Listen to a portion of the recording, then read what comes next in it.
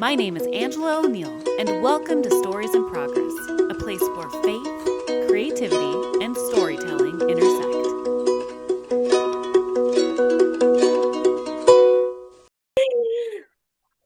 There we go.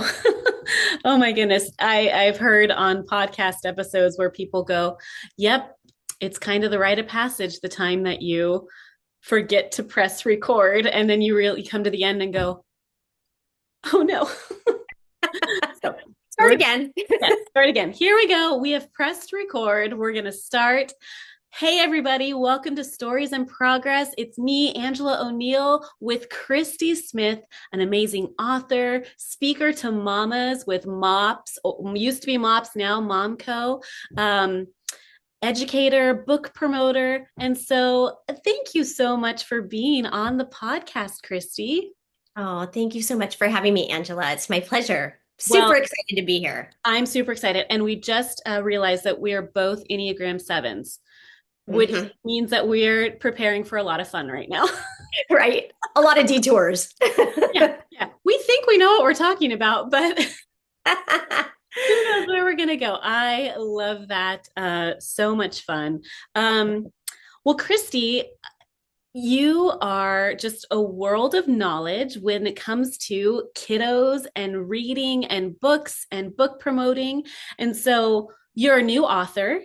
Yes, I am. When did your book come out?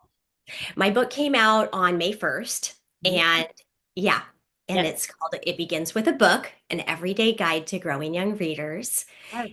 And it's a little bit of my 23 years of education and my raising of my own daughters and some lots of fun with my grandson, and then a culmination of story and classroom experience and parenting and a lot of fun. Amazing. Okay, so you spent 23 years in the kindergarten and first grade room. And second grade, 18 years in second grade. Oh my. Okay, so we didn't talk about this before. I was a high school teacher before. Okay. And my mother-in-law was a kindergarten teacher before she retired. And we would always look at each other and go, how do you do what you do? Yes. I'm with the high schoolers and she's with the littles. And so, oh my goodness, I just commend you for with the littles. That is a big job. Yeah, it is, but it's so joyful and so rewarding. And the littles are completely different than the teenagers. This is true. And I have two daughters that are on the opposite ends, just like you and your mom, one that teaches kinder and one that teaches high school. So yes. Into education too. Yes, we're a family of educators. So incredible. That's a legacy really right there. Yes, it is. Yeah. And such a joy. But completely different worlds when you are dealing with the littles, and the approach to everything is different. And but it was such a good match for me. I just my heart for the little ones and the joy and the wonder, the curiosity, and of course the literature. Because the books were fabulous. And that was always my passion in the classroom, was reading aloud to my kiddos and teaching reading instruction in particular. Just had a heart for reading intervention and just really helping those little ones get to the bottom of those letters and sounds, and the magic of reading the first time and is priceless. You got to see that light bulb go off for the first time for them. For many of them were individual letters, and now suddenly they're a word. And then when they can make meaning from what they've read as well. So beyond just sounding the words out or decoding, but actually forming their sentences together and reading a paragraph and making the connections of the characters and the setting. And it's really special. That's incredible. Well, and I just look at, even thinking of your daughters, or me and my mother-in-law in our different areas of teaching, and that's how God made us, right? If we all wanted to teach the same grade level, we'd be leaving a lot of people out. And so right. God is good in that he made you for the littles, and he made one of your daughters to do the same, and one to teach the others. And just goes back to our gifting and different Yes, purposes that we have, for that's right. Yeah, yeah, and I think you're right. God equips us God. for the ages that we're working with, the jobs that we're doing, and it is we are gifted differently, and I think to be able to celebrate that is so important and to lean into it. Yes, Yeah. 100%. Oh, I love that. Okay, so reading was always your favorite. What as a kid, did that start when you were a kid? That love Yes. of reading? I was an early reader. I loved reading. I was always immersed in stories. Um, Mhm. I was one of those kiddos. There's a chapter in my book about what I call enchanted readers, and I was an enchanted reader. I was one that just couldn't put the story down, couldn't put the book down. I would read on the weekends. I would read in the evenings, and um, yeah, I put myself into the storyline all the time. Yeah. So if I was reading Charlotte's Web, I was Fern, and I was going to have I was going to have a baby pig and name it Wilbur. Of And if course. it was Little House on the Prairie, I was Laura Ingalls. And yeah, so Nancy Drew mysteries, and I'm gonna age myself here, but yes, I always would find a way to connect with that. And then also the creative side of me, if I could find some kind of music that went with it or acting that would go with it, that was even better. And Right. so I would create little, vignettes. And yeah, it was always something that was very joyful for me when I was young. And so, yeah, and I think because I was a strong reader and it did come easily for me, I always enjoyed it. So I would read um, E.B. White, I would read Charlotte's Web, and then I would want to read the next two books that came in her set. His set. It came with the set, and then I would read the Laura Ingalls books, and I'd read all seven or eight of them. And so, yeah, I was just kind of hooked from an early age. I love it. So it sounds like you and I read very similarly. So my background is performing, and so Mhm. I remember talking to a friend one day and saying, when I read a book, literally a play or a movie is happening, and I often too become one of the one of the characters. And so, I love that. and I remember her saying, "Oh, that's not how I read," and I went, "Wait, that's not." That's not how everybody reads, and not that one is better than the other, but you and I read the same way. Mhm. And if I can find myself in one of the characters, or if I start imagining it to be on stage, I love the book then. Yeah, yeah. It's an instant connection for you. And I think that's really an important part too for children is when they see themselves in a story, then they can feel valued and heard and connect with those characters. And so that's just another reason why stories are so important Yes. and why they need to be in the hands of our littles and why we need to be part of it as adults in guiding and nurturing and encouraging our little ones as they're reading, having those moments where we're checking in and we're helping them select those books that are the right fit for them and yeah, of their interests and yeah, I yeah. love that. So, as a teacher, did you always want to write a book? How long was this book, kind of blossoming in your heart? Was it forever, or was there a moment when went, I think I've got something and I need to write? What was that process for you? Yeah, that's a great question. I was not always wanting to write a book. I was teaching for quite some time, and then autoimmune disease became part of my story. And so it became harder and harder for me to be in the classroom all day. And I did a job share, and that was really positive, but it was not enough for me. So I retired when I was just about 50 years old. So I left the classroom and had an early retirement. And then kind of reflected back on some of the things that were of interest to me when I had been going to Mariners. And at one night, we had a speaker, and it was Bob Goff. And he talked about his dreams and dreaming big. Uh, And I just took copious notes. And I was like, oh my goodness, this is amazing. And at the bottom of my note, it was 2016, I wrote, maybe I'm supposed to write a book. And I was still teaching at the time. So I was teaching full time. I was not on a job share. And so I thought, but I wasn't sure like what that looks like. I had never really thought about writing a book. And so in retirement, then I started to have some time to kind of explore a little bit more of what I could do at home. Yeah. And I took a writing class, and it actually was by Bob Goff. And just kind of found that it brought me some joy, and it was something I could do at home when I had time. And I started by writing poetry. So I love poetry. So I was writing a lot of poetry. Poetry was great because it was not restrictive, and there's not a lot of rules with poetry. Right. So, and not having had been an English major or any background with writing books, I thought, well, poetry's great. It's free flowing and a little ethereal, and Right. so.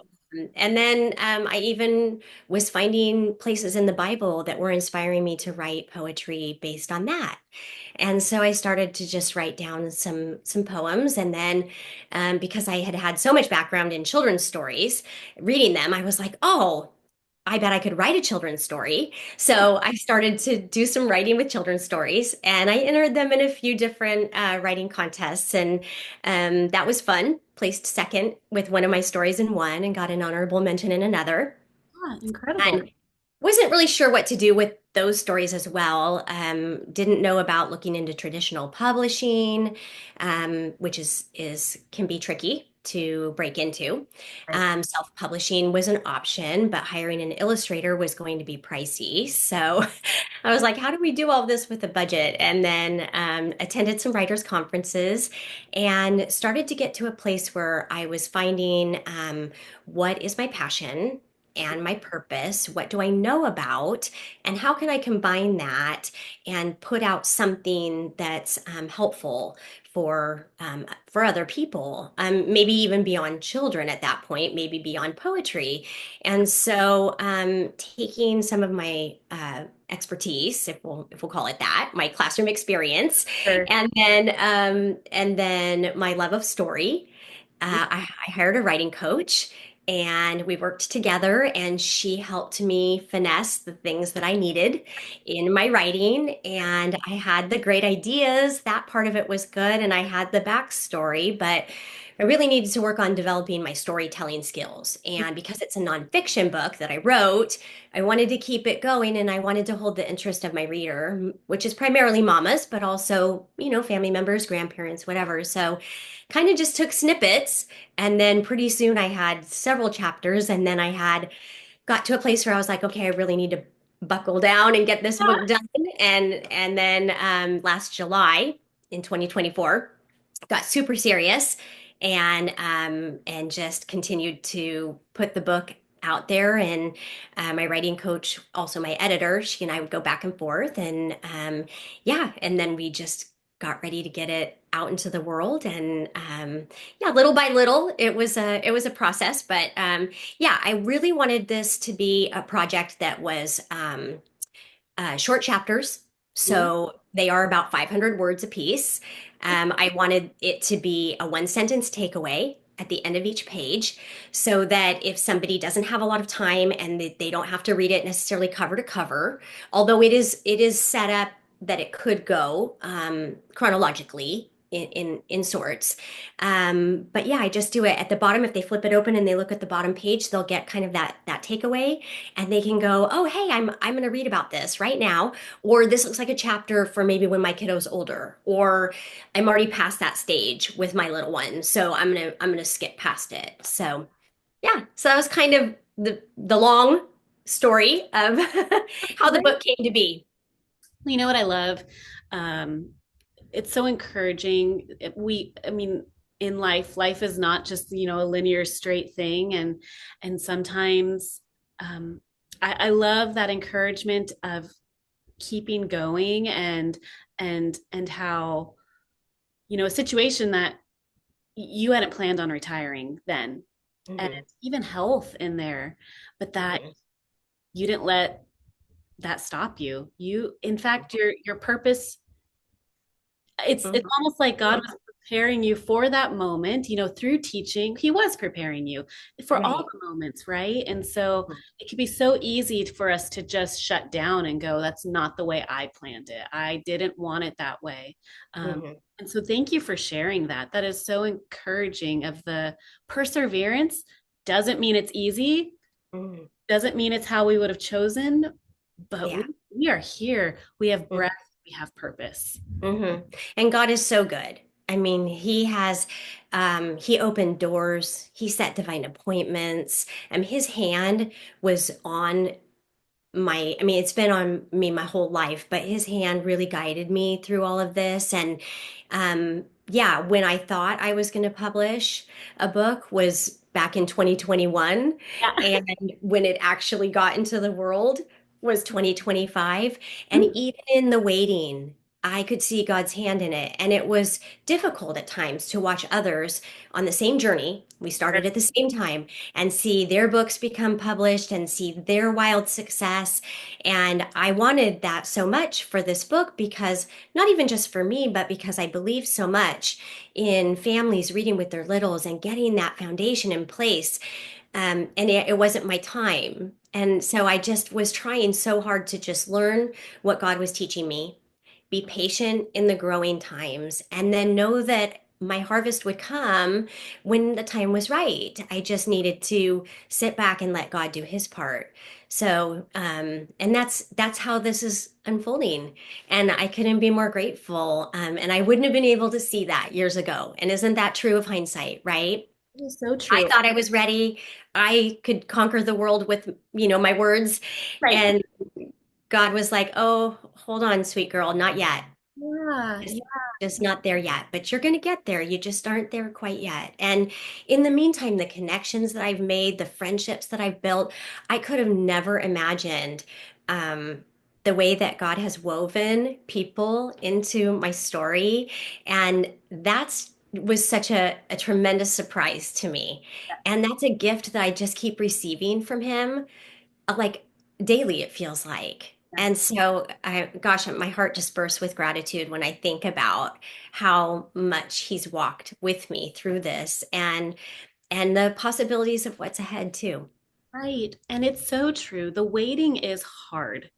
It's really hard. I mean, I have a similar story. I just wrote a book too. And um, I think when I wanted the book to be done was very similar timing, Mm, 5 years ago, or to be on a different track at a different time. But I've said this, it wouldn't be the same book.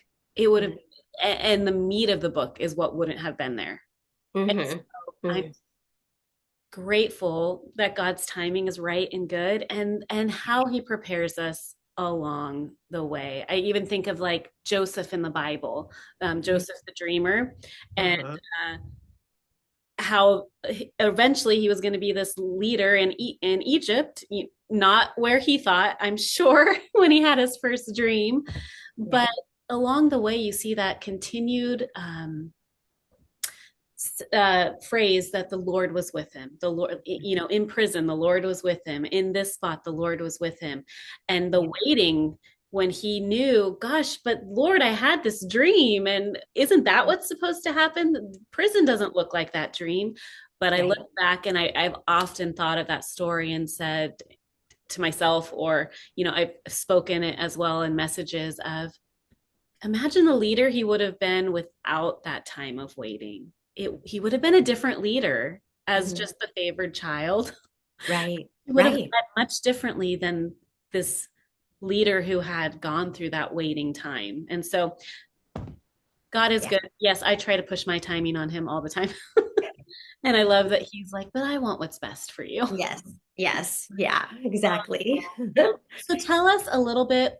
I know you've shared it's for moms, parents, educators, but this guide for getting books in front of your child. Tell us, maybe you were telling us about one chapter, but what will we find chapter by chapter? What's in it for these? I love that you even have just a sentence for them, because mamas, educators, grandparents, Mhm. dads, their time is, they're busy.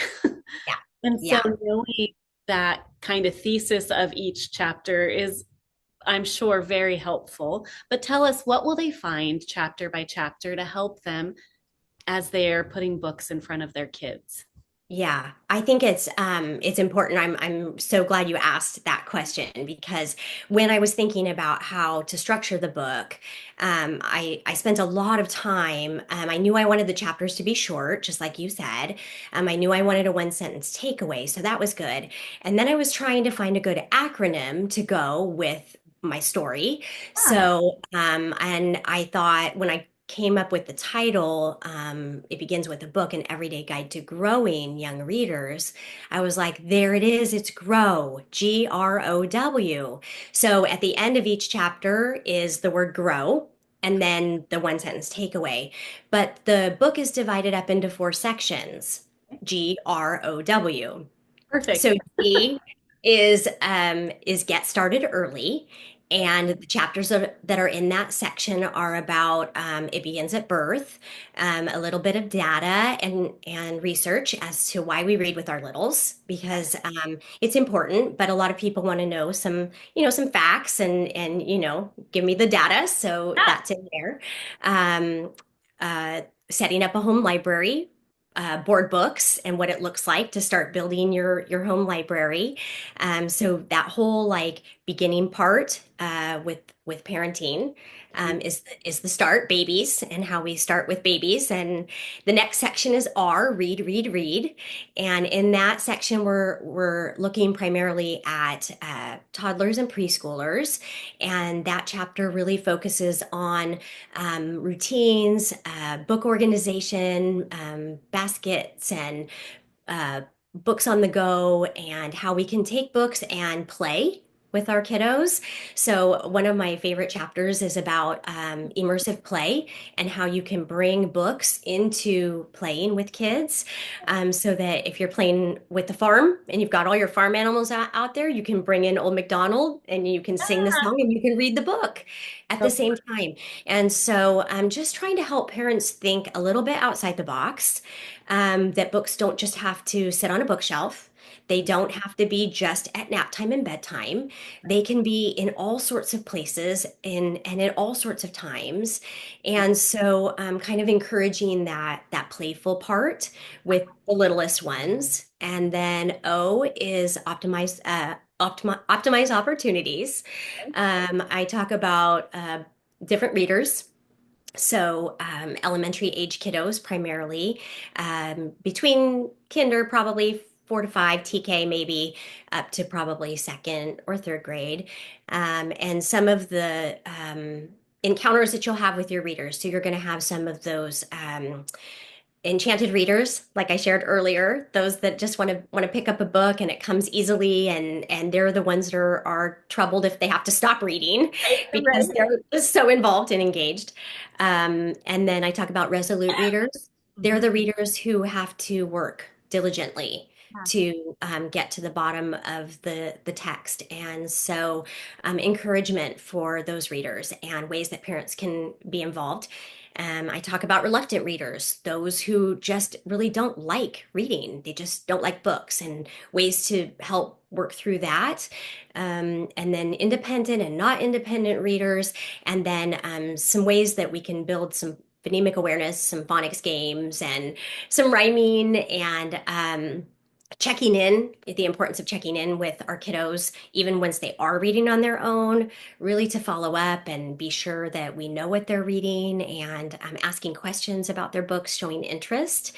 Wow. Uh, and then the last chapter, and then a little bit of creative literacy in that point too. And then the last chapter is Wonder, Whimsy, Wishes. And that's all the fun. That's where we get to do books and baking and field trips with our books, and yeah, camp outs and a bunch of just creative ideas for extensions, activities if parents wanted to do some things at home. Some families are homeschooling, so there would be some literacy activities where there's a combination of reading and writing that goes with it. So I've given some suggestions for that. Very open-ended, but and not reading instruction. And I think that's really important. This book is not to teach you how to teach your kid to read. Hmm. That was not my desire. That was not my hope. My hope was that kids would have a library full of books and that parents would be excited about reading with their kids and that kids would be excited about reading, because that's a gift. Yeah. And I think if we can get littles enjoying books from an early age, then as they grow, hopefully we'll foster that love of reading and instill that love so that when they become middle schoolers and teenage high schoolers and college age kids and adults and beyond, books are still part of their life. Yeah. And then for us that are faith-based, our book is the Bible. So when we are wanting to learn more about God and when we want to know more about who He is, it starts with a book, and that's the Bible. So all of these things get us to the place where we can become literate and excited about reading and then apply it to our faith. So, Love it. I mean, I'm thinking just this is like the perfect gift for a mom to be, or someone who's graduating with their education degree and is about to step into the classroom, or an aunt to be, or a grandma to be. I mean, such yeah. a beautiful, and it sounds like fun. And, and I love that because often, it can sound like I'm just going to read a instruction manual and that's how this goes, but how you are able to take your classroom experience, your activities, and make it so much fun, but also addressing that people are going to come at reading at a different place, a love Hmm. to a hate, if that's the spectrum. Hmm. Um, Hmm. and how do we broach all of those places? Right. It's just so That's right. important. Hmm. Yeah, and I think as parents, we have we're so instrumental in how we encourage and help our littles. So for those that are reluctant or those that don't love books, let's find that workaround. Like, let's go do a bookstore and a coffee date. Let's go get a hot cocoa and take a ride to the bookstore and choose a new book. Or let's go to Friends of the Library and grab a few for, two or three for a couple bucks and bring those home and add them in, or do a book exchange with some friends, or a book club, where maybe we do some, and like I said, books and baking. Like I love, that's one of my passions, is to, bake something, get it in the oven, and while it's baking, let's break out a couple books and we'll get through a couple books before it's time to pull our treats out and then enjoy that. Yeah. So I think you said make reading fun. And Yeah, that's one of the hashtags that I love to use on my Instagram, because I think if I'm just like we get excited about things that spark our interest, same with the littles. The sure. littles are just the same way. So when we can get excited about it, when we can get their energy up and their enthusiasm up, Yeah. then we are setting them on a path for joy in their stories. And what a fun baking. You said something, Books and baking. and baking. Yes. I'm like, Yeah. yeah. Yeah. Um, I can even just think, I love to cook. I love the smells Oh. that come, and just that thought of you're activating multiple senses then, because while you're reading, you've already put something in the oven and had that shared experience of Mhm. making something together. Now, Mhm. while you're reading and you start to smell the cookies and or Mhm. whatever's in the oven, Yes. that's associated with that reading time. Right, right. And like for you, because you love to cook and you love pasta, and so I'm thinking instantly, because my brain goes to thinking of a book, and I'm thinking of Tommy DePaula and Nana upstairs, Nana downstairs, and his background with all of that. And so finding that connection, or Cloudy with a Chance of Meatballs. You can Where make you it sauce with meatballs. see, like you find that space, and like I know parents don't have the time a lot of times to be like, okay, how am I going to find something that will pair with this? Like I don't have time to think about what I'm going to bake or what I'm going to cook or what activity, but if I can take some of that and share that so that the work isn't part of it. You just get to implement and do the fun. And if you're making dinner anyway, if you're going to make a treat anyway, the holidays, right?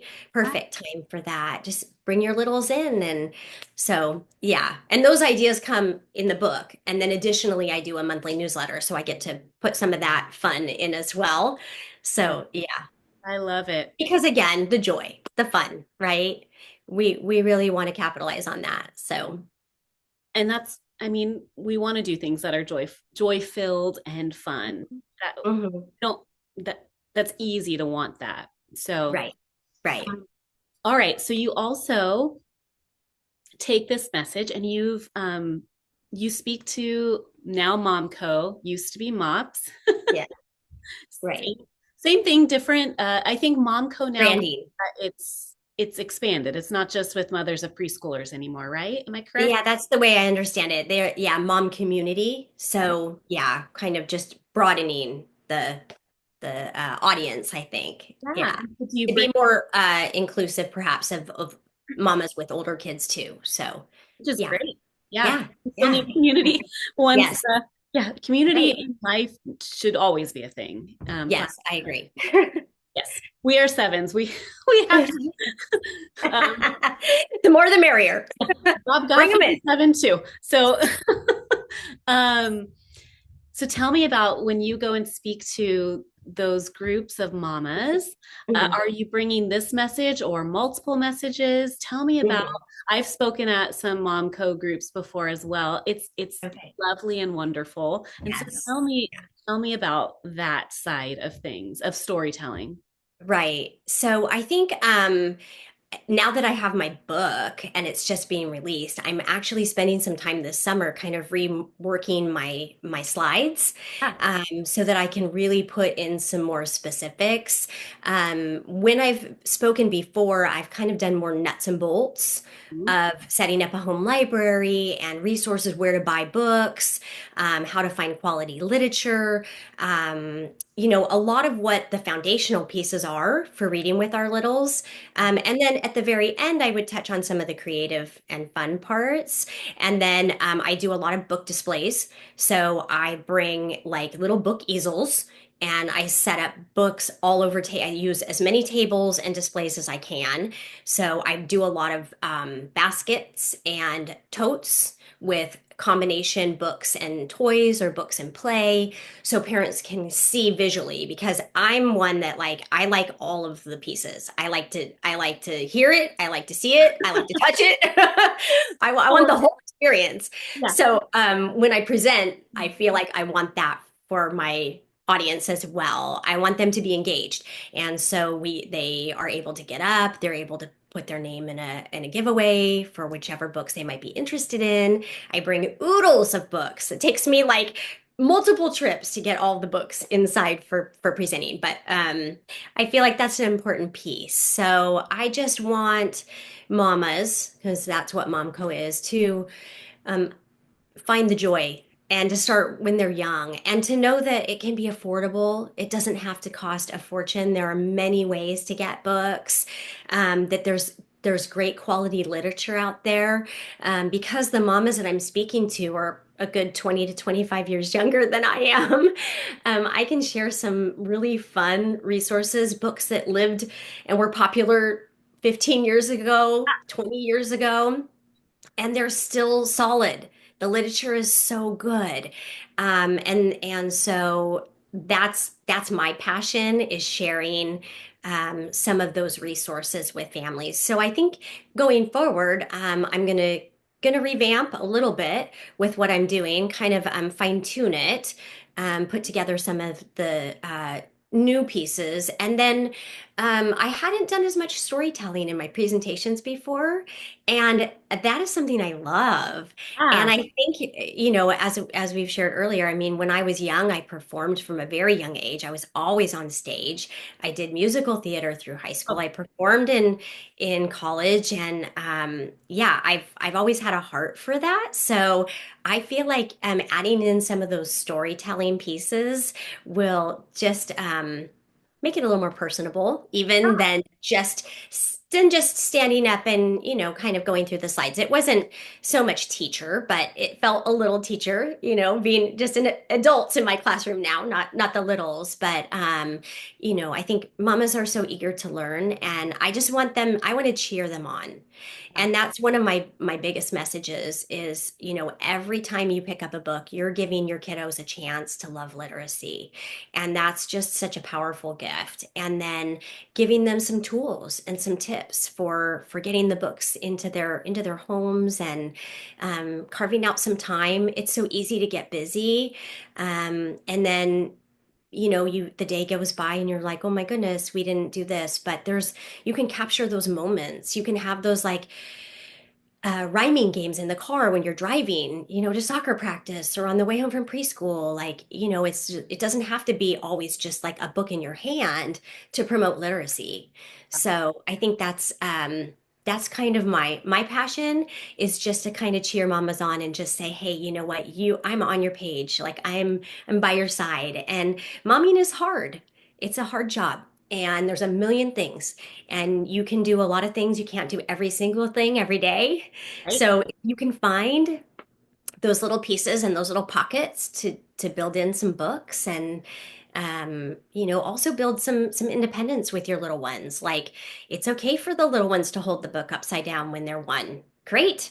Sit next to them and read your own book and let them play with books. I think sometimes in our minds we think a book has to be like, okay, so we're just going to open it up and we're going to go page by page and we're going to read the whole story. But with our littlest littles, they can't attend that long. Their attention span's short. So like, make up the story, give them a board book and just say, look at pictures, point and make the sounds, and then move on. And as the children age out and as your kids grow, and every parent knows their kiddo, so you know how long they can pay attention, you know how much energy and perseverance they have. And then when it's too much, take a break. Yeah. And it doesn't have to be at one sitting. That's another thing. I think sometimes we're like, okay, sit down for our half an hour of reading, chunk it, break it up, 10 minutes, go do something else, 10 minutes. I mean, not to lose comprehension. And if you're an older child and you're having, chapter books, you do kind of need to push through for a bit. Sure. But yeah, I think just encouraging parents, families, just to say, hey, you know what? Everything that we do with books and literacy, every time we expose our kids to good quality literature, every time we show interest in what our kids are reading, every time we're empathetic for a struggle or something that's hard for them, every time we find a resource for our kiddos, if they're needing something, then those are wins. Those Yeah. are reading wins. So Yeah. Yeah. yeah. Definitely. Well, and it's that, you don't just run a marathon. You don't, Hmm. without training beforehand. You've got to Right? build up that. So it might take time where maybe 5 minutes is a lot, like you said, or chunk it Yep. so that by the time you get to the chapter book, you Hmm. you want to get through the whole chapter. You've built up Right. endurance. You Yes. want to know what happens next, or Yeah. eventually, Or a like, shared reading. Like ah, I say, you read a page, I'll read a page. You read a page, I'll read a page. Or read a little bit, let's stop and talk a little bit. What do you think's gonna happen next? What happens next? That's one of my chapters. What happens next? Just to get them engaged and thinking about the books that they're reading too. Just like we need to do for ourselves sometimes as adults. We'll get to the end of the chapter if we've been thinking about what's for dinner, or I didn't work out today, or what's going on in my social media. We're gonna have to go back and reread. right, right. So, same with littles too. So we can help them when we're engaged with their stories. That's incredible. When you were also saying that in your book, you have book recommendations. So you're making it easy there, or at least giving a guide of these are some, vetted books that I Hmm. recommend. And Yeah. so, and you also help promote books. You're a book promoter as well. So, I mean, you've got it all going. Yeah. Kind of have my hands in a lot of different things, but it's been so joyful. And I think connecting with some children's authors, Christian children's authors, has been just the biggest blessing for me. Just the kindest women, so generous and gracious, and they're so grateful when I share their stories, and I am so grateful to be able to do that. And they in turn have done the same for me.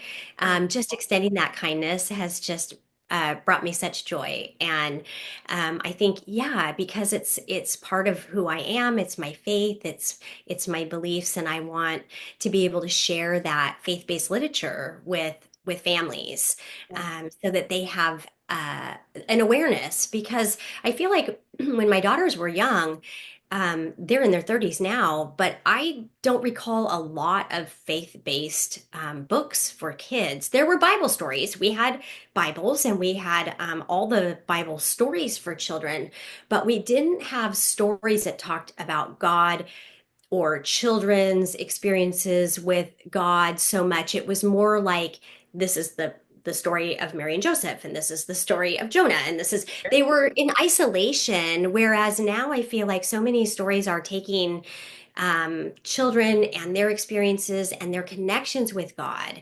And so I'm really seeing that as a bridge for families to open those doors to communications, to sharing their faith, to asking those questions, and to helping littles understand how much God loves them, beyond just how He has shown His faithfulness and His miracles Right. in our traditional Bible stories as well. So, and the artists are amazing, the illustrations are phenomenal, and so the quality of what's being put out now, and again, I don't have a lot of background from when 20 years ago, but I just know now there's a lot of choice, Mm, and I love that.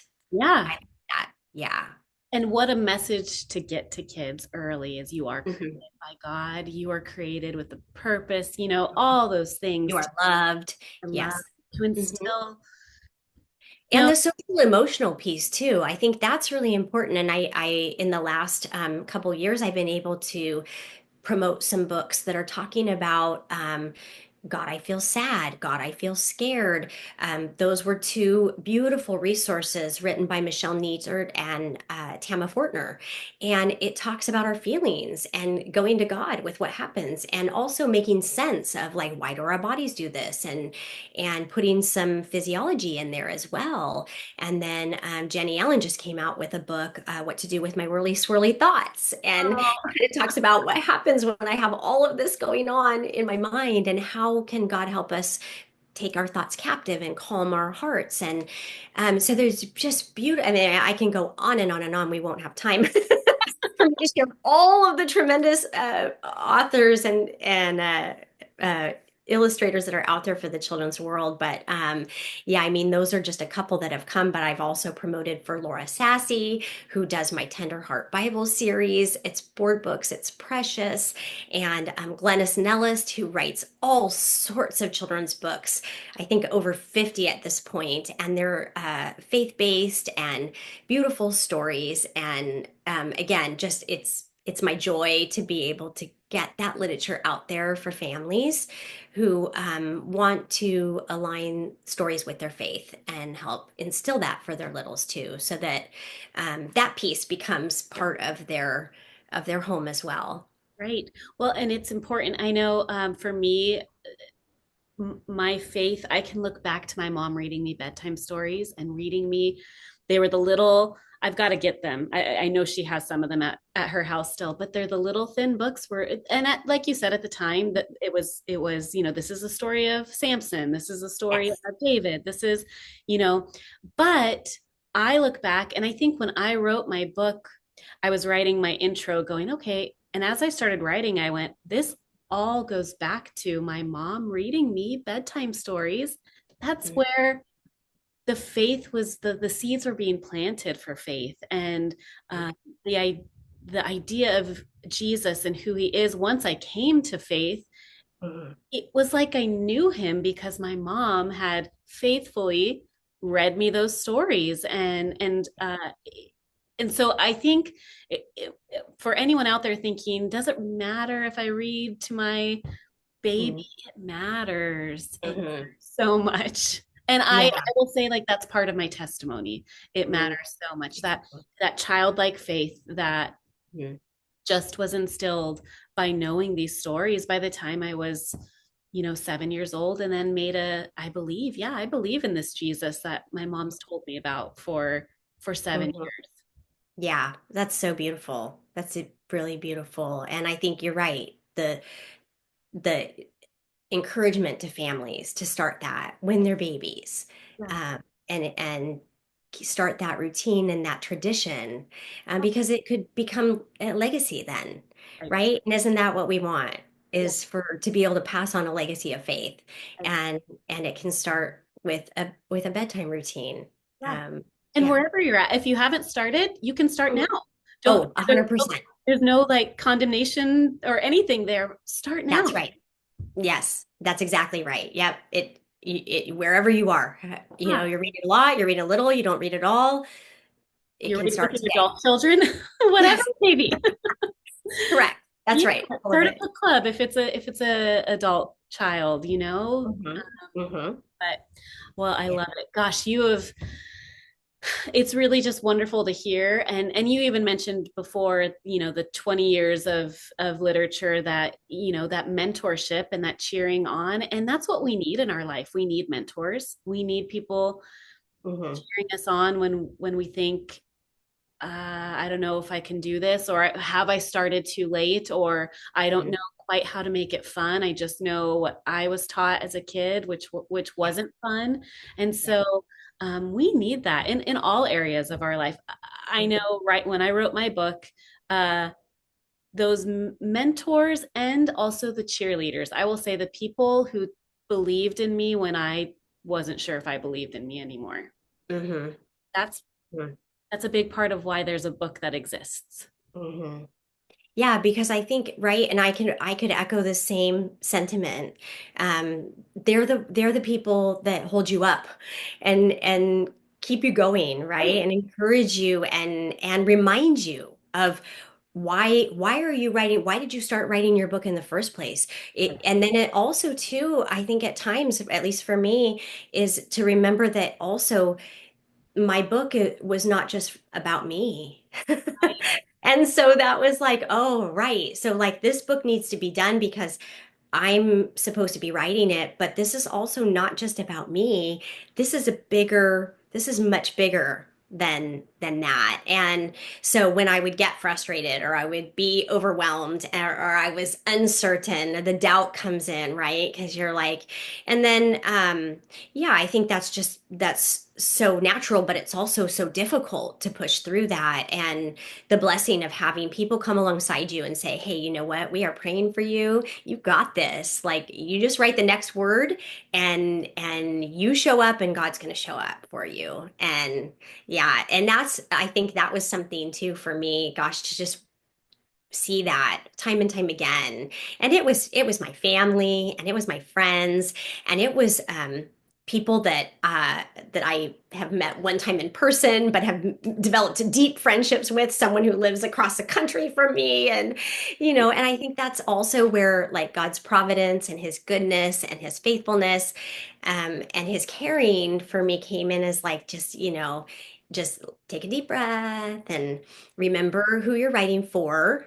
So even though that you keep your audience in mind and why you're writing and what will come when you get this to the next step, when you get this finished. And like I said at the very beginning, like for me, goodness, in my wildest dreams, I would have never imagined that I'd have the book done and out in the world and like be on a podcast right now. Like that just was not something that, I mean, I'm thrilled. And I think those are the ways that God sees that I don't.